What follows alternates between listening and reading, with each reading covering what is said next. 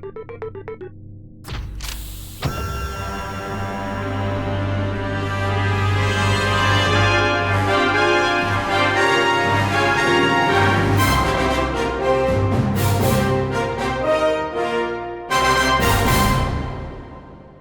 everyone, welcome to Brick Vault. Today I get to show off this 1/200 scale USS Cherokee tugboat. The ships of this class were created to both keep pace with the fleet for extended periods of time and conduct salvage operations after and often during naval battles. All named after Native American tribes, the first kind of this ship was originally called the Navajo class, and as the war raged on, however, all but one ship from the originally commissioned vessels were sunk, and the designation was renamed to the sole surviving ship from this first batch. Thus, we have the name Cherokee-class. This model was designed by Chuck, a creator who has been making incredible 1/200 scale custom ships in Lego bricks. The curves, micro-modeling techniques, and attention to detail are really on another level. He has been building some amazing World War II ships that all scale together properly, and though I wouldn't say this tug is a small model by any means, it certainly is dwarfed when you see it in relation to the rest of the ships on the screen. Before we jump into the closer details, I want to let you know you can get the instructions to build this ship at brickvault.toys. Check the link in the video description. With each instruction purchase comes a PDF step-by-step guide for building and an uploadable part list for fast ordering the pieces you need online.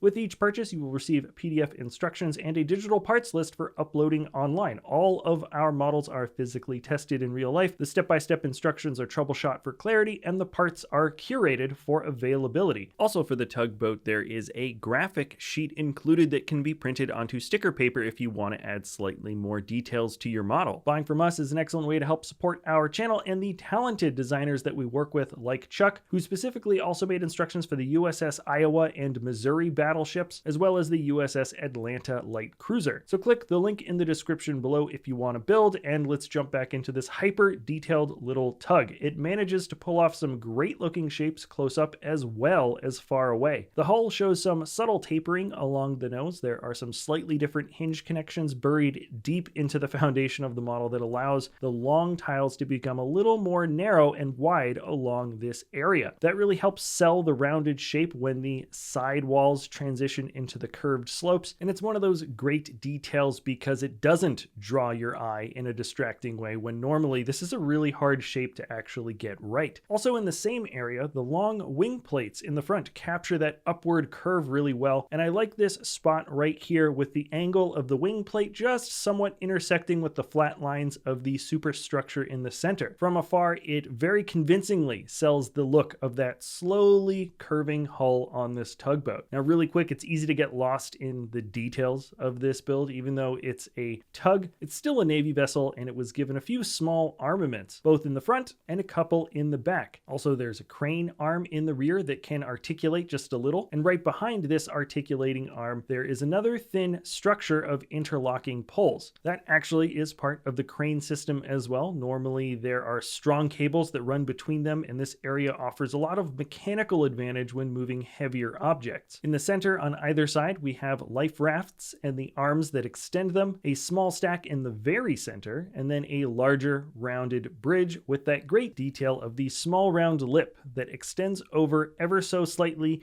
to imitate the small hood acting as a sun visor for the main observation outlook. There are a lot of things I like about this model, but out of all the subtle bits, the sun visor is my personal favorite bit of connection. Moving on to function, both halves of the ship can come apart and are strong enough to be carried around independently and easily. Chuck, like many builders, does not like to tiptoe around delicate custom builds and wants the handling of his models to be pretty casual no matter the size. The advantage of being able to separate both halves is that it gives you some larger display options in case you'd like to make the ship look like it's in the water. This would work very well for a larger diorama with other ships, or if you just generally prefer the look of the top half as a display piece on its own. By the way, if you just wanted to build the top half and skip the bottom, that is an option. Included is a separate part list to do just that. Now here's a quick look at the bottom half. There are 6 studs of connection, which is enough to keep them together well, and it also allows you to pull them apart without too much effort. The bottom details include some small star studs for the propellers